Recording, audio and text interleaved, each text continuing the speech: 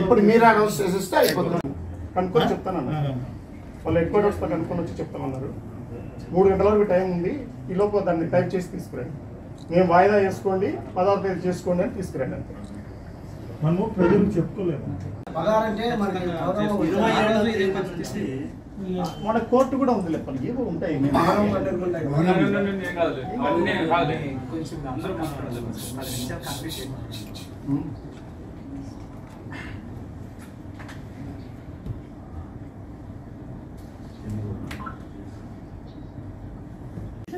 మీరు చేసుకోవద్దని చెప్పట్లే, చేయండి అని చెప్తున్నా. మొత్తం ఈ డే ఇంకోటి ఏమన్నా ముహూర్తమా ఏం ఇష్యూ లేవు. ఎవరు చెప్తుంటే ఏం జవాబు చేస్తున్నారు చెప్పడానికి ఏమని ఉండదు సార్. ఎందుకంటే దాంట్లో ఇంకోటి వాయిదా వేసుకుని చెప్పి చెప్తున్నాను సార్. అది నాకు మీరే చెప్పండి. చెప్తాను సార్. సార్ నువ్వు చెప్తే నేను తీసేసుకుంటానని చెప్తాను కదా, కాబట్టి నేను వచ్చి సంఘం పెట్టి తీసుకుంటాను. సార్ ఇప్పుడే మేము పాదయాత్రకు వెళ్ళట్లేదు, 3 గంటల తర్వాత వెళ్తాము. 3 గంటల తర్వాత వచ్చింది. నాకు ఇండివిజువల్ ఎందుకు వస్తుంది?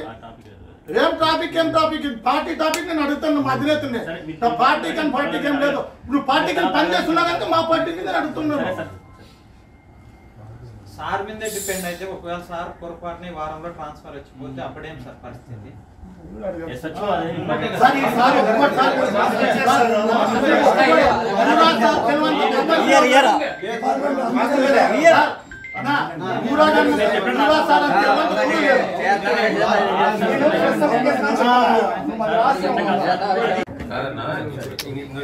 చిన్న విషయం, రాసేది అంతా లేకుండా ఆల్రెడీ నేను టైప్ చేసి డిఎస్పీ గారు సైన్ చేశారు కదా. ఇప్పుడు ఈయన దాంట్లో మళ్ళీ రాసి సైన్ చేశారు.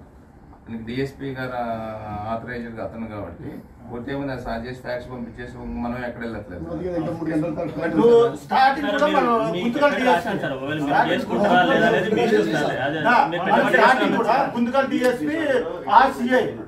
మనం మళ్ళా వచ్చేది కూడా మనకి సంబంధం లేదు. మళ్ళా 2వ రోజుకి మనకి కళ్యాణం డిఎస్పీ లోకల్ వచ్చేది. ఫస్ట్ మనకి గుంటకల్ డిఎస్పీ అది వాళ్ళు వీళ్ళు పర్మిషన్ వాళ్ళతో ఒప్పుకోకుండా నువ్వు ఎట్లా ఫస్ట్ అందుకే అంత మాట్లాడి వాళ్ళు ఇప్పుడు కూడా వాళ్ళు